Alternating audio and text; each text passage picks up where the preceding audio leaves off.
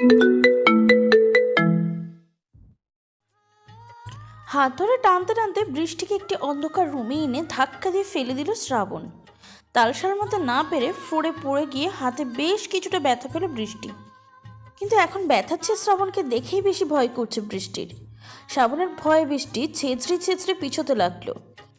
আর তখনই শ্রাবণ দৌড়িয়ে এসে বৃষ্টির গাল সজোরে চেপে ধরে দাঁতে দাঁত চেপে বলল, তোর সাহস হয় কি করে, হ্যাঁ, অন্য ছেলেদের সাথে কথা বলার? তোকে আমি কতবার সাবধান করেছি তুই আমি ছাড়া অন্য কোনো ছেলের সাথে কথা বলবি না। তারপরেও তুই কোন সাহসে ওই ছেলেটার সাথে হেসে হেসে কথা বলছিলি? উত্তর দে আমায়। আমি আমি ইচ্ছে করে ওই ছেলেটার সাথে কথা বলিনি। বিশ্বাস করুন, ওই ছেলেটা একটা ঠিকানা জানতে চেয়েছিল, তাই আমি শুধু। তাই তুই ওকে ঠিকানা দেখানোর নাম করে ওর সাথে হেসে হেসে কথা বলে ভাব জমাচ্ছিলি, তাই তো? অনেকবার বেড়েছে তোর। আজ থেকে তুই এখানেই থাকবি আমার কাছে। আমাদের বিয়েও এখান থেকেই হবে। এখান থেকে পালানোর চেষ্টা করবি তো ঠ্যাং ভেঙে বিছানায় ফেলে রেখে দেবো, বলে দিলাম। কথাগুলো বলে শ্রাবণ উঠে চলে যেতে নিল বাহিরে। আর তখনই বৃষ্টি বলে উঠল, থাকবো না আমি আপনার সাথে এই বাড়িতে। আপনি কেন এমন করছেন আমার সাথে? কি দোষ করেছি আমি? আমি বাড়ি যাব, আমার ভাই ভাবির কাছে যাব। আপনার মতো মানুষ রূপী অমানুষের সাথে থাকতে পারবো না। কি বুঝেছেন আপনি? বৃষ্টির কথা শুনে পিছন ফিরে বৃষ্টির কাছে এসে চুলের মুঠি ধরে শ্রাবণ বলল, খুব সাহস বেড়েছে না তোর? তুই আমার কথার বিরুদ্ধে কথা বলছিস। তুই জানিস আমি চাইলে তোর কি অবস্থা করতে পারি? কি করবেন আপনি? কি করার বাকি আছে আর? আপনার সাথে দেখা হওয়ার পর থেকে আমার স্বাধীনতা কেড়ে নিয়েছেন আপনি। আপনার ভয়ে কলেজে কেউ আমার সাথে কথা পর্যন্ত বলে না। জোর করে ভয় দেখিয়ে কাগজে সই করিয়ে আপনার সাথে আমার মিথ্যে বিয়ের নাম দিয়েছেন আপনি। আর কি ক্ষতি করতে চান আপনি আমার? এর চাইতে ভালো আপনি আমায় মেরে ফেলুন। আপনার সাথে এভাবে বেঁচে থাকার চাইতে মরে যাওয়াই অনেক ভালো। বৃষ্টির মুখে মরে যাওয়ার কথা শুনে বৃষ্টিকে ঠাস করে একটা চড় মারল শ্রাবণ। তারপর বৃষ্টির মুখের কাছে মুখ নিয়ে বলল, মরার কথা চিন্তাও করবি না। এমন ভুলভাল কিছু করার চিন্তা করলে না, জেনে রাখিস তোর ভাই রাসেল আর ভাবি স্নেহাকে আমি মেরেই ফেলবো। তাই ওদের বাঁচাতে চাইলে আমি যা বলি সেই মতো চল। কথাগুলো বলে বৃষ্টির ঠোঁটে আলতো করে ঠোঁট ছুঁয়ে সেখান থেকে উঠে দাঁড়ালো শ্রাবণ। তারপর রুমের লাইট জ্বালিয়ে বাইরে থেকে দরজা লাগিয়ে দিয়ে চলে গেল। শ্রাবণ চলে যেতে বৃষ্টি উঠে দাঁড়িয়ে দৌড়ে ওয়াশরুমে চলে গেল। তারপর সাবান দিয়ে পানি দিয়ে নিজের ঠোঁট দুটো ঘষে ঘষে ধুতে লাগলো বৃষ্টি। আর অঝরে কাঁদতে লাগলো। এই শ্রাবণ নামের মানুষটার জন্যই ওর স্বাধীনতা ও হাসি খুশিময় জীবনটা যেন অভিশাপে পরিণত হয়েছে। বৃষ্টি না পারছে এই শ্রাবণের থেকে পালিয়ে যেতে, আর না পারছে ওর কাছে থাকতে। কখনো কখনো বৃষ্টির ইচ্ছে হয় এইভাবে বেঁচে থাকার চাইতে সুসাইড করে মারা যেতে। কিন্তু বৃষ্টি ওর মা বাবা তুল্য ভাই ভাবির কথা চিন্তা করে সেটাও পারে না। ওয়াশরুমে আয়নার সামনে দাঁড়িয়ে অনেক সময় ধরে চোখের জলে বুক ভাসাচ্ছে বৃষ্টি। হঠাৎ ওয়াশরুমের দরজায় নক পড়ার শব্দে ধ্যান ভাঙে বৃষ্টির। বৃষ্টি নিজের চোখ মুছে কাঁপা কাঁপা গলায় জিজ্ঞাসা করে, কে কে কে বাইরে? দরজা খোলো। বৃষ্টি, আমি শ্রাবণ।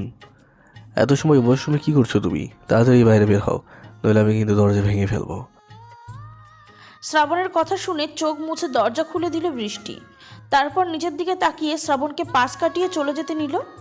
আর তখনই শ্রাবণ ওর হাত ধরে টান দিয়ে দেওয়ালের সাথে চেপে ধরল। আচমকা এইভাবে টান দেওয়ার ভয়ে চোখ বন্ধ করে ফেলল বৃষ্টি। বৃষ্টিকে চোখ বন্ধ করতে দেখে মুচকি হাসলো শ্রাবণ। তারপর বৃষ্টির গালের দিকে তাকিয়ে দেখলো বৃষ্টির ফর্সা গালে 5 আঙুলের দাগ ফুটে উঠেছে। বৃষ্টির গালে আলতো করে হাত রেখে শ্রাবণ বলল, খুব বেশি লেগেছে তোমার, তাই না জান? খুব জ্বালা করছে গালটা। তুমি জানো যে আমি রাগ কন্ট্রোল করতে পারি না। তোমাকে অন্য কোনো ছেলের সাথে কথা বলতে দেখলে আমার মাথায় রক্ত উঠে যায়। তবুও তুমি কেন সেই কাজটাই বারবার আমায় করে রাখিয়ে দাও বলো তো? ইস, আমার ছানটার কুলুমুলু গালটা কেমন লাল হয়ে গেছে। কথাগুলো বলেই বৃষ্টির গালে চুমু এঁকে দিল শ্রাবণ। সাথে সাথে বৃষ্টির চোখ খুলে শ্রাবণকে ধাক্কা দিয়ে দূরে সরিয়ে দিল।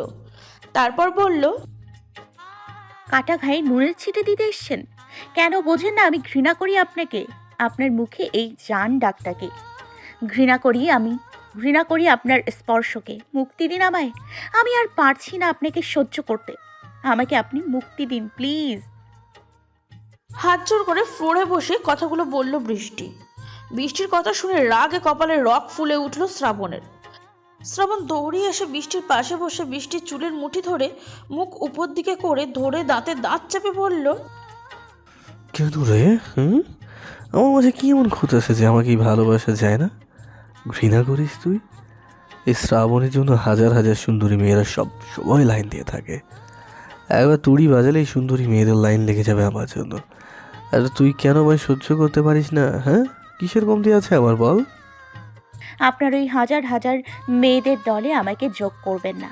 তারা হয়তো আপনার সৌন্দর্য আর ক্ষমতা দেখে আপনার জন্য পাগল হতে পারে, কিন্তু এই বৃষ্টির মনে আপনার মতো অমানুষের জন্য ঘৃণা ছাড়া আর কিছুই নেই, আর কখনো হবেও না। শুনেছেন আপনি? রাগে গজগজ করতে করতে বলল বৃষ্টি। বৃষ্টির কথা শুনে রাগে যেন মাথায় রক্ত উঠে গেল শ্রাবণের। শ্রাবণ বৃষ্টিকে ছেড়ে উঠে দাঁড়ালো। তার প্যান্ট থেকে বেল্ট খুলে বৃষ্টিকে আঘাত করতে লাগলো। বেল্টের এক একটা বাড়ি যেন আগুন ধরিয়ে দিচ্ছে বৃষ্টির গায়ে। চিৎকার করে কাঁদছে বৃষ্টি, তবুও শ্রাবণের কাছে মাথা নত করছে না ও। আঘাত সহ্য করতে না পেরে একসময় জ্ঞান হারিয়ে ফ্লোরে লুটিয়ে পড়ল বৃষ্টি। বৃষ্টিকে অজ্ঞান হতে দেখে বেলটা ছুঁড়ে ফেলে দিয়ে বৃষ্টির কাছে এসে বৃষ্টিকে পাগলের মতন ডাকতে লাগলো শ্রাবণ। বৃষ্টি, এই বৃষ্টি, জান আমার কি হলো তোমার? তুমি এইভাবে চুপ হয়ে গেলে কেন? জান, আমার সাথে কথা বলো প্লিজ। এই জান, চোখ খুলো না, তাকাও আমার দিকে। বৃষ্টি নড়ছে না দেখে বৃষ্টিকে কোলে তুলে নিল শ্রাবণ। তারপর নিজের রুমে নিয়ে গিয়ে শুয়ে দিল বিছানায়। তারপর ফোনটা হাতে নিয়ে কাকে যেন ফোন করে বলল, ডক্টর আশরাফ, ইমার্জেন্সি, আমার বাড়িতে চলে আসুন রাইট নাও, আমি গাড়ি পাঠাচ্ছি। এটুকু বলেই ডাক্তার আশরাফকে আর কিছু বলার সুযোগ না দিয়ে ফোনটা কেটে দিল শ্রাবণ। শ্রাবণের কথা মতন আধ ঘন্টার মধ্যে ডাক্তার আশরাফ চলে এলো শ্রাবণের বাসায়। ইয়াস মিস্টার শ্রাবণ, বলুন আপনি আমায় এত ইমার্জেন্সি ডাকলেন কেন? ডেকেছি যখন তখন নিশ্চয়ই কোনো কারণ আছে, তাই না? এত প্রশ্ন না করে আমার সাথে আসুন, ফলো মি। রাগের স্বরে কথাগুলো বলল শ্রাবণ। শ্রাবণের এমন উত্তর শুনে ভয়ে ঢোক গেল ডাক্তার আশরাফ। তারপর শ্রাবণকে অনুসরণ করে উপরে উঠে গেল। শ্রাবণ ডাক্তার আশরাফকে নিয়ে ওর রুমে বৃষ্টির কাছে গিয়ে বলল, ডাক্তার দেখুন তো, আমার বৃষ্টি কথা বলছে না কেন? কি হয়েছে ওর? ও এমন চুপ করে আছে কেন এইভাবে? শ্রাবণের কথা শুনে ডাক্তার বলল, আপনি একটু সরুন, আমি দেখছি। ডাক্তারের কথায় শ্রাবণ একটু সরে দাঁড়ালো। আর ডাক্তার বৃষ্টিকে চেক আপ করে বলল, এই মেয়েটা আপনার কে হয় মিস্টার শ্রাবণ? আর ওর শরীরের এই হাল হলো কি করে? She is my wife. বৃষ্টি, কি হয়েছে ওর ডাক্তার?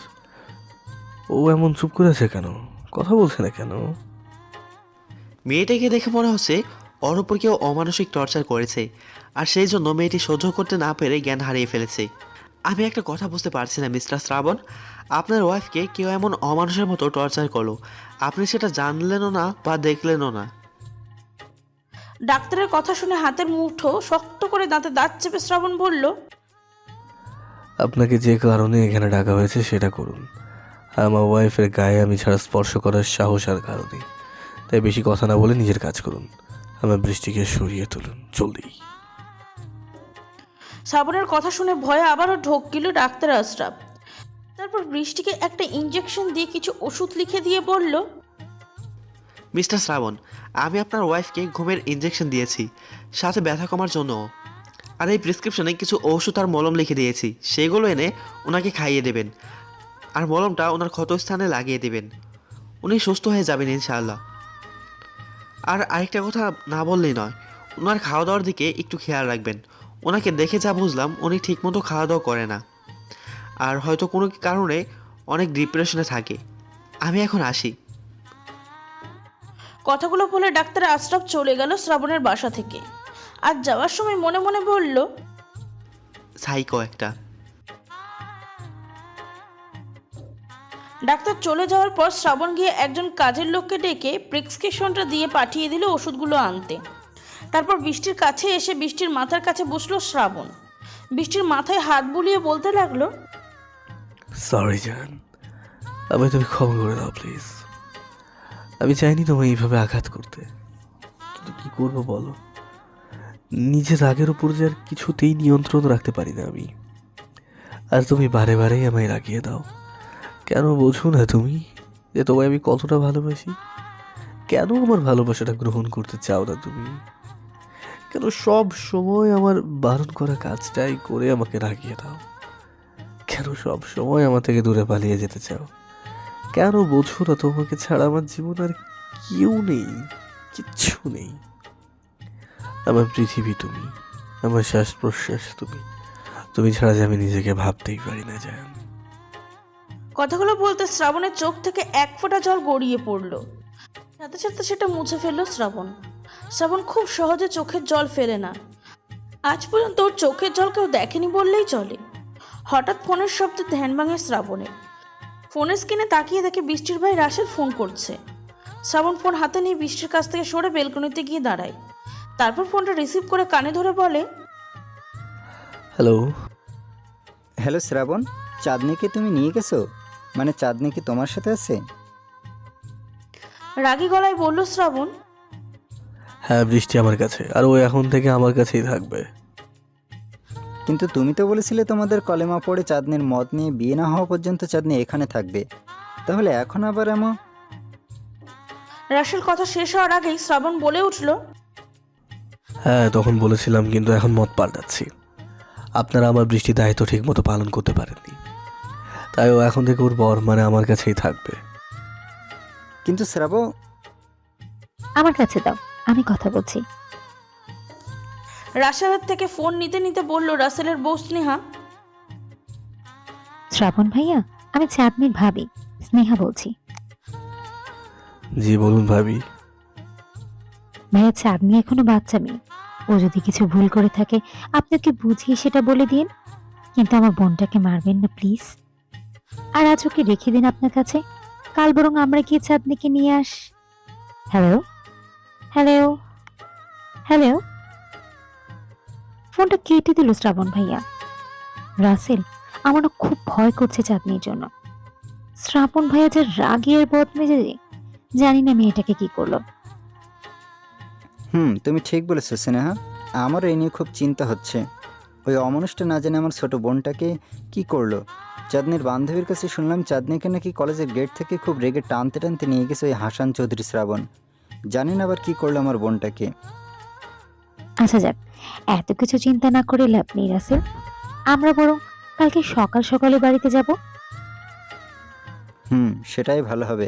এখন অপেক্ষা করা ছাড়া আর কোনো উপায় নেই আমাদের হাতে। কি সবাই কনফিউজ হচ্ছেন তো যে কি হচ্ছে এসব?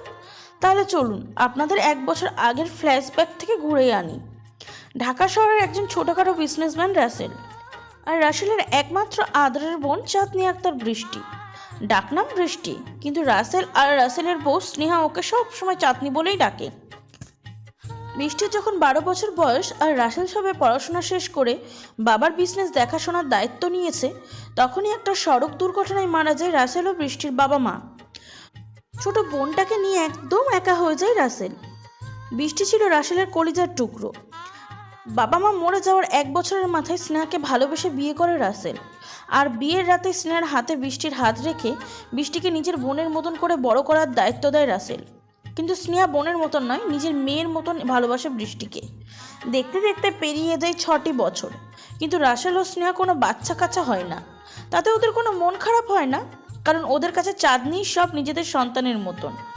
বৃষ্টি স্কুলের গণ্ডি পেরিয়ে সবে মাত্র কলেজ জীবনে পা রাখবে, আর তখনই বৃষ্টি একদিন ওর ভাই আর ভাবির কাছে বায়না ধরে কলেজ জীবনে পা দেওয়ার আগেই ও কক্সবাজার ঘুরতে যেতে চায়। একমাত্র আদরের বোনের বায়নাটা ফেলতে না পেরে রাজি হয় রাসেল আর স্নেহা। ভাই ও ভাবি রাজি হয়, বৃষ্টির আনন্দ যেন আর শেষ নেই। বৃষ্টিকে দেখতে অনেক কিউট। বৃষ্টির গায়ের রং ধপধপে ফর্সা, চোখগুলো বেশি বড় না হলেও দেখতে অনেক মায়াবী, যাকে বলে মায়াবিনীর চোখের অধিকারী বৃষ্টি। হাইট 5 ফুট 4 বা 5, বেশ গোলুমোলু। হাসলে গালে টোল পড়ে, ডান গালে ছোট্ট একটা তিল আর গালের নিচে একটা তিল। মাথায় ঘন কালো কোমর পর্যন্ত চুল, সব মিলিয়ে অসাধারণ দেখতে বৃষ্টি। বৃষ্টি এত সুন্দরী দেখতে বলেই ছোটবেলায় বৃষ্টির বাবা মা আর ভাই রাসেল শখ করে ওর নাম রাখে চাঁদনি। 3 দিন পর কক্সবাজার বেড়াতে যাবে ওরা, কিন্তু বৃষ্টির যেন আর তর সইছে না। এখন থেকে সব গোছ গাছ শুরু করে দিয়েছে বৃষ্টি। বৃষ্টি অনেক হাসি খুশি, একটু রাগী আর চাপা স্বভাবের একটি চঞ্চল মেয়ে, একটু দুষ্টুও বটে। যতক্ষণ সময় বাসায় থাকে বাসাটা যে আনন্দে মাতিয়ে রাখে বৃষ্টি। স্নেহা আর রাসেলের চোখের মনি বৃষ্টি। বৃষ্টির এমন কোনো আবদার নেই যেটা রাসেল বা স্নেহা পূরণ করে না। কখনো বৃষ্টির গায়ে একটা ফুলের টোকাও পড়তে দেয় না ওরা। ভালোবাসা আর আদরে ভরিয়ে রাখে বৃষ্টিকে, মা বাবার অভাব বুঝতে দেয় না কখনো। এইভাবে আনন্দে আর উল্লাসেতে কেটে যায় 3টে দিন। সকাল সকাল ঘুম থেকে উঠে রেডি হয়ে নেয় সবাই। বৃষ্টি আকাশি কালারের একটা গাউন পরে নেয়। গাউনটাতে সাদা পাথরের কাজ করা, সাথে কানে সাদা পাথরের একজোড়া ঝুমকো, চোখে গাঢ় কাজল, ঠোঁটে হালকা গোলাপি লিপস্টিক আর হাতে একটা পাথরের ব্রেসলেট। চুলগুলো পিঠের উপর ছেড়ে রাখা, সাথে মুখে লেগে আছে যে কারণ মন জয় করা মিষ্টি হাসি। বৃষ্টির ভাবে স্নেহা পরেছে একটি নীল শাড়ির সাথে ম্যাচিং জুয়েলারি, আর রাসেল পরেছে সাদা শার্ট, সাদা কোট আর সাদা প্যান্ট। সবার ড্রেসগুলো বৃষ্টিই চুজ করে দিয়েছে। সবাই রেডি হয়ে বেরিয়ে পড়লো কক্সবাজারের উদ্দেশ্যে। ক্রিং ক্রিং ক্রিং শব্দ করে কখন থেকে বেজেই চলেছে ফোনটা, কিন্তু ফোনটাকে রিসিভ করার জন্য কোনো ইচ্ছেই নেই শ্রাবণের। শ্রাবণ ঘুমে বিভোর হয়ে আছে, কিন্তু ফোনটা যেন থামার নামই করছে না। তাই বিরক্ত নিয়ে ফোনটা রিসিভ করে কানের কাছে ধরল শ্রাবণ। হ্যালো। হ্যালো স্যার, আপনাকে কখন থেকে ফোনে ট্রাই করছি, একটু জরুরি কথা আছে। যেটা বলার সেটা সরাসরি বলো। সকাল সকাল আমার ঘুম ভাঙিয়ে তো বকবক করার শাস্তি কি হতে পারে সেটা নিশ্চয়ই ভালো করেই জানো তুমি। রাগী গলায় বলল শ্রাবণ। শ্রাবণের কথা শুনে ভয়ে একবার ঢোক গিলল ফোনের ওই পাশের লোকটা। তারপর বলল, সরি স্যার, আসলে এইমাত্র খবর পেলাম আপনার ম্যানেজার তন্ময় নাকি আপনার কোম্পানির সব গুরুত্বপূর্ণ ইনফরমেশন চুরি করে আপনার বিরোধী দলের কাছে হস্তান্তর করতে যাচ্ছে। বিনিময়ে মোটা অঙ্কের টাকা পাবে তন্ময়। ফোনের ওই পাশের লোকটার কথা শুনে শোয়া থেকে উঠে বসলো শ্রাবণ। রাগে শ্রাবণের কপালে রক ফুলে উঠেছে। হাতের মুঠ শক্ত করে শ্রাবণ রাগী গলায় বলল, তন্ময় কোথায় এখন?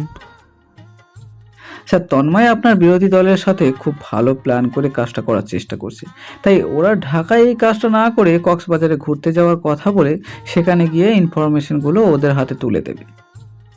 এই কাজটা তন্ময় কবে করবে? ও তো ছুটি নিয়েছে 7 দিনের জন্য, বলেছ ফ্যামিলিকে নিয়ে বেরোতে যাবে।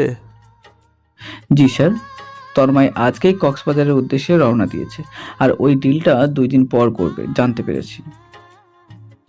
কথাগুলো শুনেই কিছু না বলে ফোনটা কেটে দিল শ্রাবণ।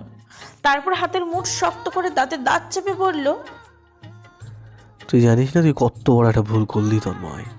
শ্রাবণের সাথে বিশ্বাসঘাতকতা করার শাস্তি কতটা ভয়ানক হতে পারে এবার দেখবি তুই। কথাগুলো বলেই ফোন হাতে নিয়ে কাকে যেন ফোন করলো শ্রাবণ। তারপর বিকেলে কক্সবাজারের ফ্লাইটের টিকিট রেডি করতে বলে ফোন কেটে দিল।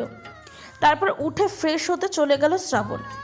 ঢাকার নামকরা বিজনেসম্যান তহিদ চৌধুরীর একমাত্র ছেলে হাসান চৌধুরী শ্রাবণ।